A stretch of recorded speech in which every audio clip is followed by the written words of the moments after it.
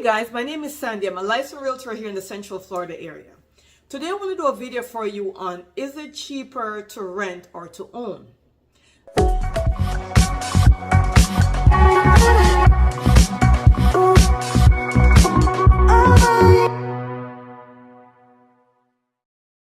LendingTree just did a report, an analysis to figure this out over the major US cities.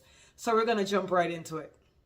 But before we do that, remember to subscribe to our channel and remember to follow us so you get, up to the date real estate news and lending news as well. So LendingTree did a analysis comparing is it cheaper to rent or to own in these major US cities. The first comparison came up was New York, San Francisco, and Bridgeport, Connecticut. In that report, they're saying if you were to rent in these three cities, which is New York, San Francisco, or Bridgeport, Connecticut, you could be saving more than $1,400 a month, between $1,300 to $1,400 per month, monthly, if you're renting in these three cities as opposed to buying a home. And we wonder why that is. And so they have been comparing the price of homes to the interest rate and the affordability of what people can afford, comparing that to a regular monthly mortgage basis, what you would monthly rent. So if you were to, let's say, buy a 3-bedroom, 2-bath apartment, mortgage that, and you weren't paying cash and you weren't putting a significant amount of money down. So let's say you're putting 20% or less down on this 3-bedroom, 2-bath, and you're in New York. They were saying that monthly mortgage payment would be more than if you went and rent a 3-bedroom, 2-bath home. They also compared Phoenix, Orlando, and Palm Bay, Florida, which was interesting to me because I'm in the Orlando area, so I would like to know what's going on. So when they did that, they said the biggest gap between the mortgage and in the cities of Palm Bay, Orlando, and Phoenix was not really that great. It was like between $90 to $130 less if you rent than if you were to mortgage. Then I'm like, okay, that's not too great. However, some of the biggest gap, they're seeing gaps between 6% to 10% in some other major US metro cities. So now it gives you a conclusion of two things. One is, maybe I shouldn't buy, I should rent. But in my head, because I'm in the real estate market and I'm a real estate investor, in my head, I'm like, well, then how can I buy some more rental properties, right? So I could rent them out to people who don't want to buy. Because this is something that you have to really think about. Like, if it's cheaper to rent, then why am I buying? That's one question. The other question is, well, maybe if I rent, since it's cheaper to rent, I could put more money towards an emergency fund, maybe open a small business of some kind, maybe invest in a different avenue, which today's March, what is today? Today's March 13th, 2025, and the stock market is not doing that great. So maybe you could open a business, maybe you could put some in an emergency fund, maybe you could put some in the bank, or maybe you could just save that money to then eventually buy a bigger home. So they have not compared the appreciation, because when it comes to real estate, we have to think about two things. We got to think about, okay, so it's cheaper to rent, but what about the appreciation of properties? Are properties going up or are properties going down? That's something you got to consider. And that's going to be different in each city. In some cities, right now, properties are kind of declining. In some cities, properties are still in great demand. And in even other cities, there's some properties are still appreciating at a great level, right? At a reasonable level. So the question is, what is my end game? Because when you start to compare rent versus mortgages, you have to really figure out, well, if I'm going to be renting and not buying because it's cheaper to rent, number one, who is behind putting out this kind of report, right? Is this kind of report being put out on the market because they want more people to rent, or is it actual factual? And that's something you could examine based upon what area you're in. So you could get your local realtor and you could say to them, hey, if I was to rent this particular home, which I really love, how much would it be? And then you go to your lender and you're going to be like, hey, if I was to buy this particular home and put 10% down, what would my mortgage rate be right now? And then you're going to compare that. The thing about mortgage rate is they fluctuate, right? The only problem is in the last year or two, they've been going up and not going down. But whatever goes up has got to come down when it comes to mortgage rates. So at some point, they're going to be going down. They have to. Then again, there's a threat of recession as well. So that's another thing to think about. We're seeing prices are high. people's income are not really following the prices of commodities. So the question is, are we going to enter in a recession? And if we're entering a recession, what is that going to do to the real estate market? The one thing I could tell you is, on the real estate market influences the economy a lot, right? If prices are, if the real estate market is booming, everything is booming because people are buying cars for the new home, furniture, appliances. The trade guys are getting work because they're doing cabinets and they're upgrading their countertops and they're doing all kind of plumbing work, and everybody's kind of busy when real estate is booming. When real estate is not booming, that the economy starts to collapse, because guess what? People are not spending money. And when there's a threat of a recession, people are going to start to save their money, or they're going to be more frugal in spending. So they're not going to be spending too much money, because why are you spending a lot of money if if we're going through a recession? And so when that happens, when there's a threat of a recession, the federal government is always going to try to, or the Federal Reserve, I should say, they're going to try to keep interest rate at a point where the market doesn't crash, but at the same time, they can't lower it too much, because then there may also be a crash, right? So those are some of the things to consider. So when you're thinking about renting versus buying, and they're saying to you, hey, it's cheaper to rent, you really got to think about who is behind this. Do they really just want more people to rent so that the super rich could buy more properties and rent to you? So do you want to be renting or do you want to be buying, right? And that's one question. The second question is, based upon what's going on in my life right now, maybe it's a good idea for me to rent and save the money, because I really want to open the business, and I'll open the business, and once the business take off, then I'll buy a house. That's another thing to think about. Another thing to think about is also, what's the appreciation rate? It may be cheaper to rent today and not buy, but what about a year, 2 or 3 years from now? What if I was to buy right now, even though it's cheaper to rent, but what if I was to buy right now? What kind of appreciation, or depreciation for that matter, would I be looking at in the next 2, 3, 5 years? Because let's face it, guys, most people will live in a home for at least 5 years, right? In some cities in California, they're saying some homeowners will live in their home for as much as 20 years without selling.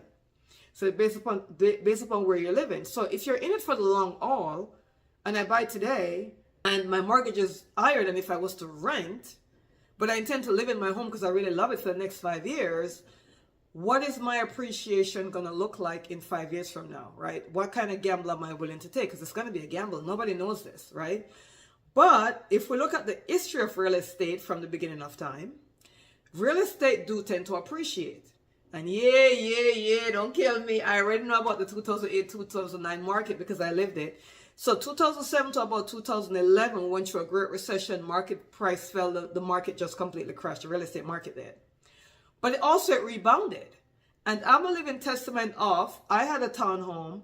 I bought it for $240,000 in 2007. I tell the story a lot. At that time, I was living in New York. The property was in Florida, in the Orlando area. I came back down in 2009. The units in that development was selling for $99,000. Remember, I just paid 2 years ago $240,000. They were selling for $99,000.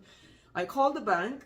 I was able to get a loan modification through a lot of drama, guys. It was not easy getting this loan modification, because every time I send the paperwork in, they would tell me, oh, we didn't get your paperwork. You got to resend it. We didn't get this. We didn't get that. All kind of nonsense. Until one day, I had some time and I called the bank and I spoke to this one guy. I forgot his name. I should probably write his name now, right? Because he's the one that keep rejecting my file. And I said, tell me word for word. Let me go through this application line by line. Tell me what is it that I'm missing, why I'm not getting this loan modification done. So he went through it bit by bit, and some of the things were ridiculous. It's a good thing I called him, because I'd never think of off of the things that he was telling me. But anyway, I did that, and so the bank forgave me for $100,000. No, more than 100. They brought the mortgage down to like $98,000 because I put 20% down, so it wasn't a 0% down payment. But I think the mortgage I got after they did the modification was something like $98,000 that I still owe them. And then my mortgage monthly payment became like $548 or something like that. I can't remember the numbers, but it was below $600. Before that, my mortgage at the time, I bought the townhome for $240,000. I put 20% down. My mortgage at the time was $1,800, right? When they did the loan, when the economy crashed and they did the loan modification, they forgave me of some of the loans. So my outstanding loan amount was $90-something thousand, and my mortgage based upon that, because they gave me like a 4% or 3% interest rate at the time for the loan modification. So then it was like $500 or $600 a month for my monthly payment. That property then from there appreciated, and I sold that same property in 2020 or 2021, and it went back up to 240, right? But I didn't have to pay about the 240 because now my mortgage was only like $97,000. So I made money from that. I'm telling you this story because when the crash happened in 2008 and 2009, a lot of people just run away from their home. And with good cause, because the bank was giving you a hard time. The minute you call the bank, right? So if you hold your mortgage and you call the bank, you're like, hey, I can't pay the mortgage, can I get a payment plan? They're like, okay, when do you think you'll be able to pay it, and all this nonsense? And people didn't want to hear it because it was very frustrating. So then you had these other people that came up and said, hey, look, I'll be your third party representation. I will call the bank and I'll do either a loan modification for you or a short sale for you, right? At the time, a lot of short sale was on the market as well. Because people, and a short sale doesn't mean that the sale is short. A short sale means you're asking the bank to take less money than what you truly owe them for the property. So let's say you bought a property for $300,000 and you have a $250,000 mortgage, but now the property is only worth $100,000. So you're saying, hey, bank, I know I borrowed this money from you, but now the property is only worth $100,000. Can you take that as my shortfall? So a short sale is really a shortfall because you're asking the bank to pay less. Well, the problem with that was, it was very difficult for the bank to give you a short sale because it was a lot of paperwork and they keep asking for the same stuff. And loans were sold and they couldn't find the paperwork for the loan. And then a few, like Countrywide Mortgage that had thousands and thousands of loans, they went under, right? They got bankrupt. So they sold out of their loans to Bank of America. And when you went to Bank of America, they couldn't find loan. Oh, a lot of stuff was going on, right? But if you had the patience, and a few people had the patience to do a loan modification, that was still a way out. And I'm saying this and telling all this long story to say, real estate for the most part will always bounce back if you give it the longevity, right? The question is, do you have time for the longevity? Do you have time to wait it out? How old are you? I'm 25 years old. Okay, maybe I could buy a house now, even if it's cheaper to rent, because maybe 5-10 years from now when I'm ready to sell, I'm gonna gain in the appreciation and get back the money, the extra money I was paying in mortgages. So there are different ways to look at it. And I'm in real estate and I love real estate. So obviously when something comes to me, I kind of think like, okay, they did this report. Why? Who is behind this report? Is this really true? How long is this going to last for? Is this something that's going to last forever? None of us are going to live forever. We don't know this. Is it going to last for a year, 2, 3 years? Is it going to get worse before it get better? Right? So I'm just putting these little nuggets in your head to like think about this when you see these kind of reports and figure out what works best for your family. Maybe it is a good idea to rent and not buy anything right now and just watch the market. Maybe it is. And maybe by the time it's good to buy again, prices are going to be higher than what they are now. We don't know. They could be lower. We don't know. But these are some things to think about. Drop your comment. Let me know what your thoughts are on this topic, because I think it's a great topic to explore, right? Once again, remember, I'm Sandy. I'm a licensed realtor and lender and mortgage originator, I should say, in the Central Florida, Orlando area. I love doing investment properties. So if you're thinking it's a great time to buy now, so you could be the landlord and rent, because more people are going to be renting and they see this kind of news, aren't they? So that's another way of looking at it. If you ever thought about investing in real estate and you want to explore, maybe I should buy some property, maybe put them on Airbnb, maybe rent them to long-term tenants, whatever you want, maybe invest now that more people are going to be looking to rent. Because back in 2007 to 2010, when the market crashed, guess what people were doing? Everybody was running away from their house and was renting. So the rental market will always be vital. So in order for the rental market to survive or to exist, there got to be properties to rent, right? So how about you become the one that owns some of these properties to rent? So you become the landlord, and now you're making money because guess what? You started the market, you bought in a very good demand area, you got it at a great price.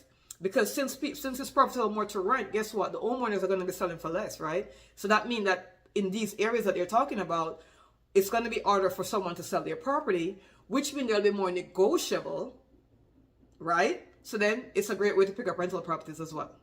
Anyway, guys, I hope this helped. Always remember to just don't take the news at face value. Always examine and dissect it and pull it apart and do your own work to see if it makes sense for you. Thank you so much for listening and watching. I'm losing my voice now. My numbership is somewhere up here. Our numbership is somewhere up here, somewhere below. If you ever want to talk or have a little Zoom conversation about this, if you're not in the city or whatever you want to do, give us a call, send us a text. We will be more than happy to explore this avenue with you. Thank you so much for listening, and I'll see you on the next video.